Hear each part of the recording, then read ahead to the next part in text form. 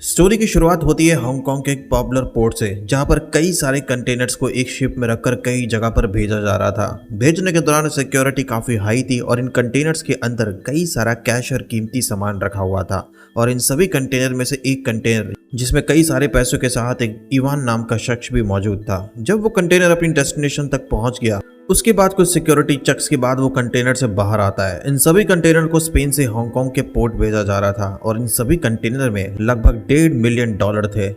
इन पैसों की तस्करी के बाद इस स्मगलिंग के बिजनेस से उसने खूब पैसे कमाए थे और नोटों की गिनती होने के बाद उन सभी पैसों को कोरियर कर दिया जाता है। इवान को उनमें से लगभग 5% का कमीशन मिलता था, जिससे वो खुद काफी पैसे कमाता था। अपने काम को वो हमेशा चालाकी से करता था और पुलिस को भी इतने टाइम से उस पर शक नहीं हुआ। इवान का पहले कोई क्रिमिनल रिकॉर्ड था नहीं, तो बाकी क्रिमिनल भी इस पर भरोसा करते थे। पुलिस की टीम जल्द से जल्द उसकी लोकेशन का पता नहीं लगा पाएगी और बिल्कुल वैसा ही हुआ। तो इवान स्मगलिंग का काम करने से पहले एक होटल में गाड़ी को पार्क करने का काम करता था। वहां पर उसने कई टाइम तक काम किया, लेकिन इतने पैसे नहीं कमा पा रहा था जिससे वो अपने रेंट के पैसे भी चुका पाए। कभी कभी रेंट के पैसे वो नहीं चुका पाता था तो उसको धमकी दी जाती थी कि वो घर से बाहर निकल जाए। एक बार काम खत्म करने के दौरान वो अपने माँ बाप के घर गया, जिस टाइम बहुत तेज बारिश हो रही थी। इवान के घर जाने के बाद उसकी मॉम बोलती है कि आज तुमने कितने पैसे कमाए।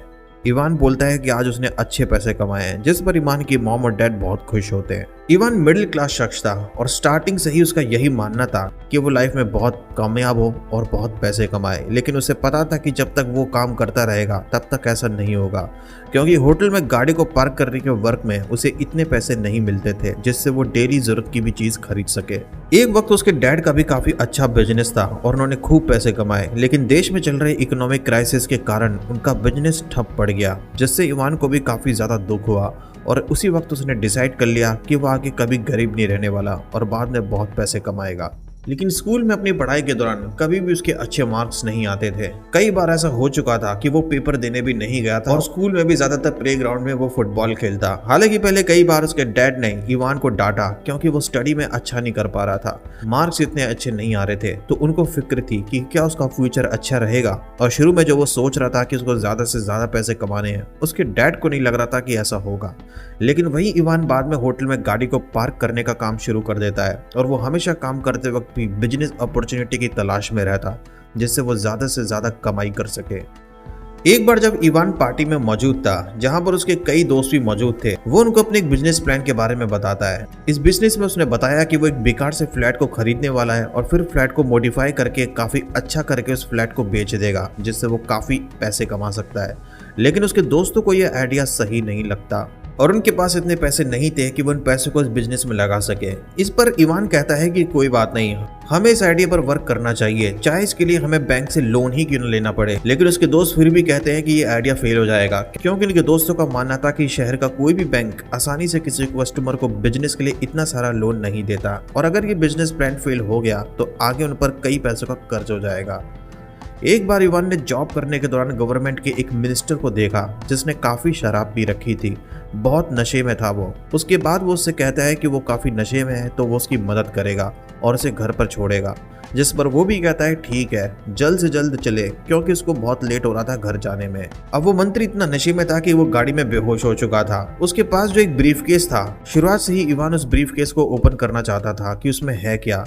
एक बार किसी तरह से ब्रीफकेस को ओपन कर लेता है और देखता है कि उसमें पैसों की कई सारी गड्डियां थी। वो देखकर हैरान रह जाता है और उनमें से कुछ नोट उनमें से निकाल लेता है। अब थोड़ी देर में वो घर पहुंच जाते हैं। उसके बाद वो देखता है कि वहां पर एक लेडी मौजूद थी जिसका नाम था मैरी, जिसके लिए वो पॉलिटिशियन काम करता था। उसके बाद इवान उस लेडी से कहता है कि वो पॉलिटिशियन से अच्छा काम कर सकता है। हालांकि उसे नहीं पता कि वो पॉलिटिशियन किस बिजनेस में इतना ज्यादा पैसा कमा रहा है, लेकिन वो इस बिजनेस में उससे ज्यादा बेटर वर्क करेगा और पैसे तो उसने पहले ही ब्रीफकेस से निकाल ही लिए थे। अब मैरी को भी इवान का कॉन्फिडेंस अच्छा लगता है और उसे लगता है कि शायद वो अपने काम को बेहतर तरीके से कर पाए। उसके बाद एक डिलीवरी के लिए उस लेडी ने उसको 10,000 यूरो ऑफर किए और इस डिलीवरी के कोरियर के लिए इवान तैयार हो गया। अगले ही दिन इवान फ्रांसिस्को नाम के शख्स को एक घोड़ा डिलीवर करता है। जिसने अपनी लड़की के बर्थडे पर उस घोड़े को खरीदा था। बातचीत के दौरान फ्रांसिस्को को पता चलता है कि ये उसकी वर्क की पहली डिलीवरी है। उसके बाद इवान को भी पता चलता है कि वो दोनों एक ही शहर के हैं और फ्रांसिस्को पहले एक फोटोकॉपी शॉप में काम करता था, लेकिन उसके बाद वो कुछ बड़े लोगों से हाथ मिलाकर वहां तक पहुंच गया। उसके पास बहुत पैसा था। अब इवान को फ्रांसिस्को से मैरी के लिए एक ब्रीफकेस को डिलीवर करना था, लेकिन उसको पता था कि ये काम इतना आसान नहीं है, क्योंकि रास्ते में उस वक्त पुलिस की गाड़ी पेट्रोलिंग पे थी। जब वो रास्ते से जा रहा था तो पुलिस की टीम ने उसको रोक लिया। जब उसकी गाड़ी की तलाशी ली तो एक ब्रीफकेस मिला। ब्रीफकेस को ओपन किया तो उसमें बहुत सारा कैश रखा हुआ था। अब इवान अपने आप को बचाने के लिए झूठ बोलता है। उसने कहा कि पैसे उसको घर बेचकर मिले हैं, उसने अभी अभी घर बेचा है और वहीं से उन पैसों को वो ला रहा है। लेकिन पुलिस की टीम को पता था कि वो झूठ बोल रहा है, इसलिए गुस्से में आकर एक पुलिस ऑफिसर ने उसका सर गाड़ी में दे मारा। इवान को भी काफी गुस्सा आ गया और उसको धमकी देते हुए कहा कि वो उनके बॉस को जानता है और वो उसे फोन मिला देगा। और बाद में पुलिस ऑफिसर ने भी उसको जाने दिया, क्योंकि जो पुलिस ऑफिसर वहां मौजूद थे वो फ्रांसिस्को और मैरी के लिए ही काम करते थे और ये मैरी की प्लानिंग थी ताकि वो इवान की वफादारी को परख सके, पता चल सके कि वो काम करने के दौरान कितना चालाक है और डिलीवरी के वर्क को सही टाइम पर कर सकता है या नहीं। डिलीवरी हो जाने के बाद इवान को पैसे तो दे ही जाते हैं, उसके साथ उसे एक अच्छा बोनस भी दिया जाता है। अब पैसे लेकर वो एक मार्केट जाता है जहाँ वो नए नए कपड़ों को खरीदता है। अगले दिन इवान की मुलाकात मैरी के पति से होती है, जिसके फादर डायमंड के बहुत बड़े स्मगलर थे और साथ ही उनका स्पेन में बहुत बड़ा बिजनेस था। अब इवान अपने करियर की नौकरी से अच्छा खासा पैसा कमा रहा था। अब उसे पहले से भी ज्यादा पैसे मिल रहे थे, जितने पैसे वो होटल में गाड़ी पार्क करने की जॉब में नहीं कमा रहा था। वो हमेशा महंगी गाड़ियों में घूमता, मॉल जाकर महंगी चीजें खरीदता। अब उसकी लाइफस्टाइल पिछले कुछ टाइम से चेंज हो चुकी थी। इस स्टोरी में फ्रांसिस्को, जो अपने बहुत ही अमीर क्लाइंट के ब्लैक मनी को वाइट करता था, उसने भी कई बार पैसों की स्मगलिंग करके पुलिस को और इन्वेस्टिगेशन टीम को बेवकूफ बनाया। इवान कोरियर का काम करता था और इसमें फ्रांसिस्को और मैरी उसकी मदद करते थे। जब भी बैग दिया जाता जिसके अंदर कई सारे पैसे मौजूद होते थे तो उन पैसों को ज्यादातर बेल्जियम पहुंचाना होता था।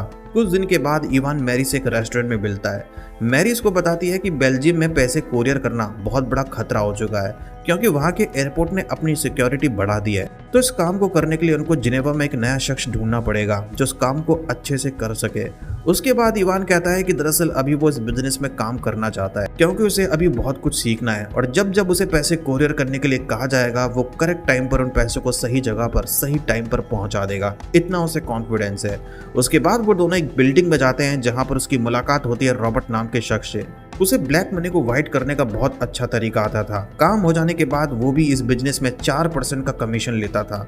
वो काफी टाइम से ये काम कर रहा था, जिससे उसने काफी पैसे कमा लिए थे। अब इवान उसकी सक्सेस से बहुत इंस्पायर होता है। एक बार इवान जब अपने घर में था तो वो टीवी पर देखता है उस शख्स को जिसको कुछ ही वक्त पहले उसने रेस्टोरेंट में देखा था। उसे पता चलता है कि वो बहुत ही अमीर शख्स है जिसका नाम है लुइस।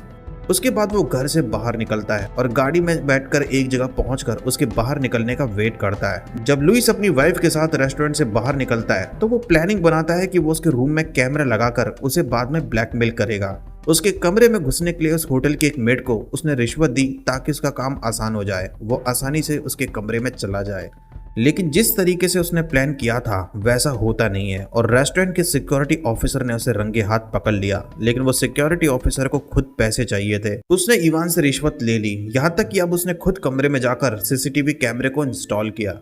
अब बाद में इवान को भी भरोसा हो गया कि वो सिक्योरिटी ऑफिसर बहुत अच्छा काम कर सकता है, उसका दिमाग बहुत तेज है, इसलिए उसको इस बिजनेस में काम करने की अपॉर्चुनिटी मिलनी चाहिए। उसके बाद इवान पार्टी में जाता है जहां पर कई सारे पैसे खर्च करता है, ड्रिंक करता है, उसके बाद घर लौट जाता है। अगले दिन इवान मैरी को बोलता है कि उसकी मदर उससे मिलने के लिए बार बार उसको बोल रही है। उसके बाद मैरी उसको बोलती है ठीक है, उसको जितने दिन की छुट्टी चाहिए वो ले ले और बाद में फ्री होने पर वो दोबारा काम शुरू कर सकता है। उसके बाद इवान अपने घर चला जाता है और कुछ दिन तक वहीं रहता है। पहले वो अपनी मॉम से झूठ बोलता है कि वो शहर में एक अच्छी जॉब कर रहा है जिसमें बहुत अच्छी सैलरी है। अब कुछ दिनों के बाद इवान और वो सिक्योरिटी ऑफिसर यानिक लुइस के घर पहुंच जाते हैं और उसको सीसीटीवी फुटेज दिखाकर बोलते हैं कि या तो वो पुलिस को कंफर्म करके अपनी इमेज खराब कर ले या फिर उनके साथ काम करे। और उनकी प्लानिंग ये थी कि वो स्पेन से स्विट्जरलैंड कई सारा कैश कोरियर करने वाले थे और बाद में वो शहर में एक ब्रांच ओपन भी करना चाहते थे जिसमें उनको लुइस की जरूरत तो थी। उसकी बात सुनने के बाद स्टार्टिंग में तो लुइस काफी हिचकता है, उसे समझ नहीं आ रहा था कि वो क्या करे, लेकिन आखिरकार मजबूरन उसको उनकी सारी शर्तें माननी पड़ी। उसके बाद वो सभी शहर के बहुत बड़े इवेंट में जाते हैं, लेकिन वहां जाने के बाद इवान को कोई अंदाजा नहीं था कि वहां पर कुछ पुलिस ऑफिसर भी मौजूद थे और कुछ स्पेशल एजेंट उस इवेंट पर नजर बनाए रख रहे थे। इसी इवेंट में एक सीनियर ऑफिसर रॉय इवान से मिलता है और उसे पता चलता है कि इवान बिजनेस में काफी अच्छा पैसा कमाता है, लेकिन वो ये नहीं जानता था कि वो इलीगल काम करता है। उसके बाद लुइस के सपोर्ट से इवान शहर के कई बड़े बड़े लोगों से मिलता है जिनके पास ढेर सारी दौलत थी। बिजनेस में वो काफी माहिर थे। इवान कुछ ही दिनों में बिजनेस को काफी अच्छे तरीके से समझ गया और उसे वो हर इंपॉर्टेंट बात पता चली जिससे वो बिजनेस में और भी ज्यादा पैसे कोरियर करके अपनी लाइफ को और भी लग्जरी बनाने वाला था। अब उसके बाद इवान ने मैरी को नए बिजनेस प्लान के बारे में बताया, लेकिन उसके सुनने के बाद मैरी को नहीं लगा कि फ्रांसिस्को उसको इस नए प्लान से खुश होगा। उसको सही नहीं लगेगा कि दो लोग जिन्होंने अभी अभी कुछ वक्त पहले बिजनेस स्टार्ट किया है वो उनके क्लाइंट छीन रहा है, क्योंकि अगर इवान और यानिक ब्लैक मनी को वाइट नहीं करते तो फ्रांसिस्को ही ये काम करता। लेकिन इवान का मानना था कि बिजनेस में काफी ज्यादा पैसा है और वो कभी भी फ्रांसिस्को के क्लाइंट्स के साथ डील नहीं करेगा। अब बाद में जब इवान अपने परिवार वालों से मिलने के लिए मैड्रिड पहुंचा तो वहां वो अपने साथ बहुत सारे तोहफे लेके गया था जिनकी कीमत भी बहुत ज्यादा थी। लेकिन वहां उसके फादर खुश नहीं थे क्योंकि उन्हें इवान के काम के बारे में पता नहीं था वो करता क्या है। लेकिन जब बाद में इवान ने उनसे कहा कि वो शहर में इंपोर्ट एक्सपोर्ट का बिजनेस करता है और उसी से उसने पैसे कमाए हैं, लेकिन फिर भी कुछ देर बातचीत के दौरान उन दोनों की बहुत बहस स्टार्ट हो गई। अपने पिता से लड़ाई करने के बाद वो घर से बाहर निकल गया और कुछ देर के बाद वो अपने दोस्तों से मिलता है। पता चलता है कि दोस्त पुराने फ्लैट को खरीद कर उसको मॉडिफाई करके नया बनाकर बेच रहे थे, जो कि पहले इवान का ही प्लान था। उसके दोस्तों ने इवान के ही बिजनेस प्लान को चुरा लिया और वो अच्छे पैसे भी कमा रहे थे। अब काफी टाइम के बाद इवान पैसों की स्मगलिंग के बिजनेस में काफी प्रोफेशनल हो गया। कई सारे पैसे उसने दूसरी जगह करेक्ट टाइम पर बहुत ही चालाकी से इंपोर्ट करवा दिए, जिससे उसने खूब कमाई की। अब वो एक लग्जरी लाइफ जी रहा था। शायद उसने भी पहले सोचा नहीं था कि वो बिजनेस में इतना कामयाब होगा। उसके बाद एक पार्टी में उसको फ्रांसिस्को मिलता है। फ्रांसिस्को इस बात से नाराज था कि इवान ने उसके क्लाइंट्स को अपनी तरफ कर लिया। उसको ये चेतावनी भी देता है, लेकिन इवान ने उसकी बात नहीं मानी क्योंकि उसको मानना था कि कभी उसने उसके क्लाइंट के साथ डील करके उनके ब्लैक मनी को वाइट नहीं करवाया, उनके पैसे को कहीं इंपोर्ट नहीं करा। तो इवान वहां से चला गया। उसके बाद फ्रांसिस्को कुछ लोगों को उसको सबक सिखाने के लिए भेजता है, जहां पर उसके साथ वो मारपीट करते हैं। वो ये बताना चाहता था कि उसके इलाके में बिजनेस करना उसके लिए सही नहीं है, लेकिन इवान डरता नहीं है। वो दोनों चले जाते हैं फ्रांसिस्को के ऑफिस। वहां पहुंचने के बाद इवान उससे कहता है, उसको यकीन दिलाने की कोशिश की कि फ्रांसिस्को के क्लाइंट से वो डील नहीं करने वाला।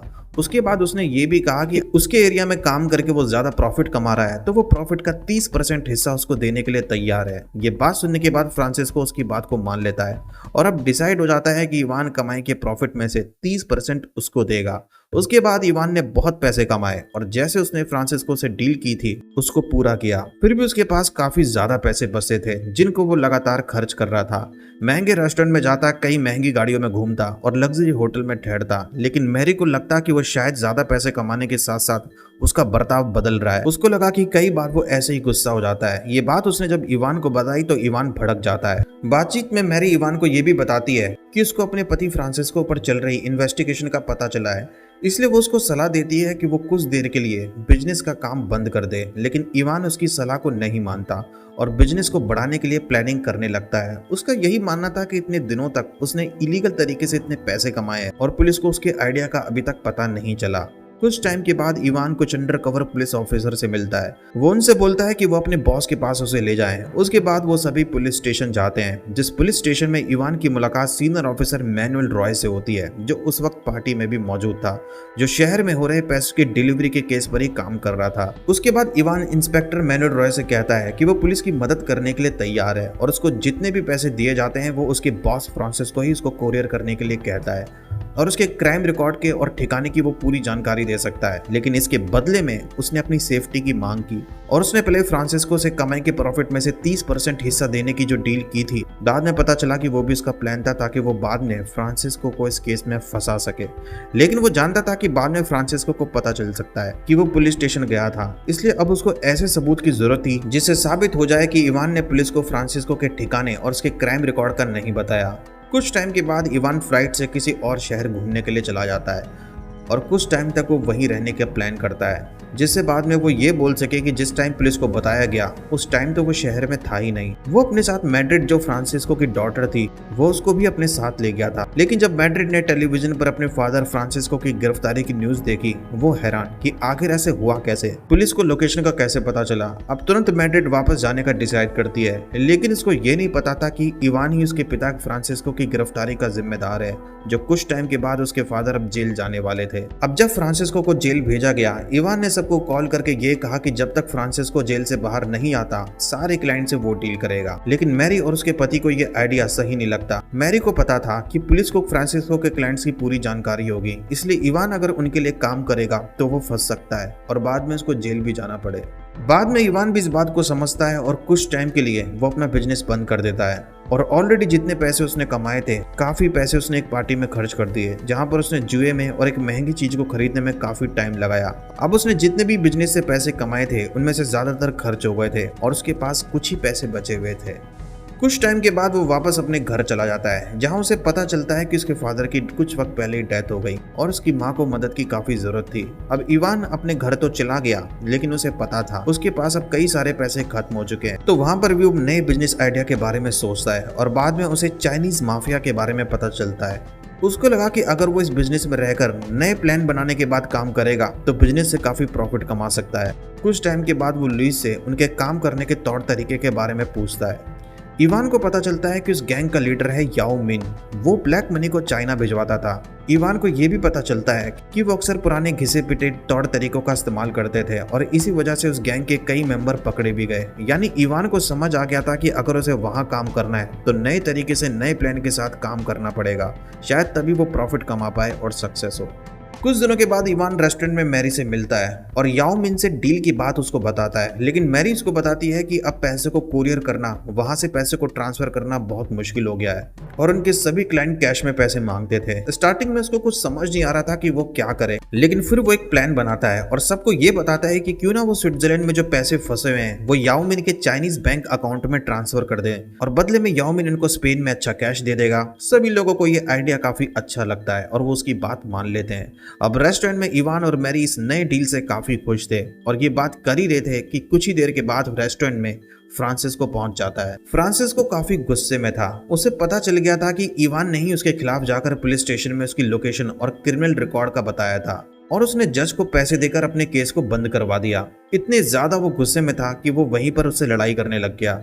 इवान उस रेस्टोरेंट से किसी तरह निकल जाता है और फ्रांसिस्को उससे बदला लेना चाहता था, क्योंकि उसकी वजह से ही इसको कुछ दिनों तक जेल में रहना पड़ा और पैरोल मिलने पर वो जेल से बाहर निकला था। लेकिन बाद में उसे एक और शॉकिंग खबर मिलती है। उसके लिए काम करने वाली एक सॉफ्टवेयर इंजीनियर ने स्विस बैंक अकाउंट की जो लिस्ट थी उसको लीक कर दिया, जिसमें कई सारा ब्लैक मनी रखा हुआ था। अब फ्रांसिस्को को समझ आ गया था कि पुलिस को उनके ब्लैक मनी के सारे रिकॉर्ड्स का पता चल जाएगा कि पिछले टाइम कहां कहां पर उनको भेजा गया था, इसलिए जो भी पैसा बचा हुआ था वो उन पैसों को लेकर वहां से भाग जाता है। अब इवान और मैरी भी बहुत बड़ी मुसीबत में थे, क्योंकि उनके ज्यादातर जो क्लाइंट्स थे वो उसी लिस्ट में थे। बाद में पुलिस को इवान की लोकेशन का पता चल गया और तब तक इवान और मैरी भी घर से बाहर निकलकर गाड़ी से भाग रहे थे और पुलिस की टीम उनका पीछा कर रही थी। काफी टाइम तक इवान गाड़ी की स्पीड को तेज करके रोड पर चला रहा था। उसको पता था कि वो बाद में पकड़ा जा सकता है। जब भागते वक्त वो यही सोच रहा था कि उसने ब्लैक मनी कोरियर के बिजनेस के बारे में उसकी माँ को पता चलेगा तो उनको बहुत बुरा लगेगा, क्योंकि अब तक उसने अपनी मदर को यही बताया था कि इतने सारे पैसे उसने इंपोर्ट एक्सपोर्ट के बिजनेस से ही कमाए हैं। उसने कोई लीगल काम नहीं किया जिससे उसे जेल जाना पड़े। अब वो गाड़ी से भाग रहे थे कि तभी रास्ते में कुछ चाइना गैंग के लीडर वहां पहुंच गए और उन्होंने उन्हें पकड़ लिया। उसके बाद उनको याओ मिन के पास ले जाया गया, जो उस टाइम खुद बड़ी मुसीबत में था, क्योंकि पुलिस को याओ मिन का पता चल गया था और पुलिस की टीम उसकी तलाश कर रही थी। उसके बाद इवान को वहां पर इसलिए बुलाया गया कि उसको लग रहा था कि पुलिस को उसकी इलीगल बिजनेस का इवान ने ही बताया है। याओ मिन काफी गुस्से में था और इवान और मैरी को जान से मारना चाहता था। अब जैसे ही याओ मिन इस पर गोली चलाने वाला था, इससे पहले ही इवान ने एक प्लान बनाया। उसने तुरंत याओ मिन से कहा कि इस पर भरोसा करे। वो उससे वादा करता है कि वो खुद उसके पैसे को उसकी मंजिल तक पहुंचाएगा और इसी दौरान पुलिस की टीम को पता भी नहीं चलेगा। क्योंकि वो पहले भी ये काम कर चुका है और उसमें उसे बहुत एक्सपीरियंस है। पहले भी उसने पैसे को कुरियर करके बहुत सारा प्रॉफिट कमाया है। उसने उसे यकीन दिलाया कि वो खुद उसके कंटेनर में छुपकर जिसमें बहुत सारा कैश रखा होगा वो उससे स्पेन से हांगकांग जाएगा और उसके सारे पैसों को ट्रांसफर कर देगा। अब ये प्लान रिस्की जरूर था, लेकिन बचने का सिर्फ यही रास्ता था, वरना वहां पर उस पर वो गोली चलाने वाला था। और अगर एक बार वो पैसे को ट्रांसफर कर देगा और हांगकांग चला गया तो याओ मिन को डर नहीं होगा कि वो पुलिस को उसकी लोकेशन का पता दे। अब डील के अकॉर्डिंग जैसा उसने वादा किया था, बाद में उसने पैसों को हांगकांग पहुंचा दिया और वो भी सही सलामत हांगकांग पहुंच जाता है। हांगकांग पहुंचने के बाद इवान काफी खुश था, क्योंकि इस काम को करने के लिए उसको 30% कमीशन मिलने वाला था और वो कई दिनों के बाद इतने सारे पैसे कमा रहा था। लेकिन अचानक से वहां पुलिस की टीम पहुंच जाती है और उसको अरेस्ट कर लिया जाता है। उसके बाद दोबारा उसको स्पेन भेज दिया गया। अब इवान को समझ नहीं आता कि पुलिस को इतनी जल्दी हांगकांग में उसकी लोकेशन का पता कैसे चल गया। उसने तो बिल्कुल सही तरीके से प्लानिंग बनाई थी। अब स्पेन जाने के बाद उसे पता था कि वो जेल जाने वाला है। अब उसको सिर्फ एक ही उम्मीद थी कि वो जल्द से जल्द इस केस में बहुत ही काबिल लॉयर से बात करे जो उसकी सजा को कम करवा दे, वरना उसका जेल जाना तो लगभग पक्का था। बाद में उसके वकील ने उसको बताया कि इस केस में लगभग 10 साल तो जेल में रहना ही पड़ेगा, जिससे इवान काफी दुखी हो गया। एक बार तो उसने पुलिस इंस्पेक्टर को रिश्वत देने की कोशिश की कि वो उसके खिलाफ सबूत को कोर्ट में ना पहुंचाए, जिससे उसको सजा ना हो, लेकिन उसकी किस्मत खराब थी क्योंकि वो बिकाऊ नहीं था। और बाद में इवान को बहुत ही शौक लगता है जब उसे पता चलता है कि मैरी ने ही अपनी जान बचाने के लिए पुलिस को उसकी लोकेशन का पता बताया था, जिसकी वजह से हांगकांग में उसकी लोकेशन का पुलिस को पता चल गया और वो पकड़ा गया। लेकिन फिर भी वो समझता था कि मैरी ने अपनी जान बचाने के लिए ऐसा किया और अगर उसकी जगह वो होता तो शायद वो भी ऐसा ही करता। बाद में उसको पता चलता है कि इस केस में याओ मिन को भी अरेस्ट कर लिया गया है और उसको भी कई साल की सजा होती है। जेल जाने के बाद उसको ये अंदाजा हो गया कि पहले जो उसके फादर ने कहा था वो बिल्कुल सही था कि ज्यादा पैसों के लालच में कभी इंसान गलत कर देता है। लेकिन अब क्या, कई इलीगल तरीके से जो ब्लैक मनी को उसने ट्रांसफर किया था उन सभी का पता कर लिया गया और कुछ प्रॉपर्टी जो इवान ने खरीदी थी उनको भी जब्त कर लिया गया था। पर अब जेल से बाहर निकलने के बाद इवान उन प्रॉपर्टी को खरीद नहीं सकता था और न ही किसी को बेच सकता था। जल्द से जल्द ज्यादा से ज्यादा पैसे कमाने के लिए वो क्राइम के रास्ते पे चला गया, जहां स्टार्टिंग में तो वो काफी सक्सेस हुआ, खूब पैसे कमाए, लेकिन इसकी बिजनेस की टीम करने वाले लोगों ने ही बाद में गलती की और पुलिस को उसकी लोकेशन का पता चल गया और आखिरकार वो अरेस्ट हो गया और चला गया 10 साल के लिए जेल, जहां पर उसको लगातार जेल में ही रहना था। जेल में रहने के दौरान ही अब उसने डिसाइड कर लिया था कि जब वो जेल से बाहर निकलेगा वो नया वर्क शुरू करेगा, शहर में जॉब ढूंढेगा, जगह जगह पर इंटरव्यू देगा ताकि उसे अच्छी जॉब मिल जाए, लेकिन इलीगल तरीके से अब वो पैसे नहीं कमाएगा। जब उसकी मॉम को भी पता चलता है कि इवान के क्रिमिनल रिकॉर्ड की वजह से अब वो जेल चला गया है जहां उसको 10 साल जेल में रहना पड़ेगा, तो वो भी काफी दुखी हो जाती है क्योंकि ने इवान पर भरोसा था, लेकिन ऐसा हुआ नहीं। तो इस स्टोरी में इतना ही। अगर आपको स्टोरी अच्छी लगी तो इस वीडियो को लाइक करना, चैनल पर न्यू हो तो चैनल को सब्सक्राइब करना। मिलता हूं मैं आपसे नेक्स्ट वीडियो में, तब तक के लिए गुड बाय।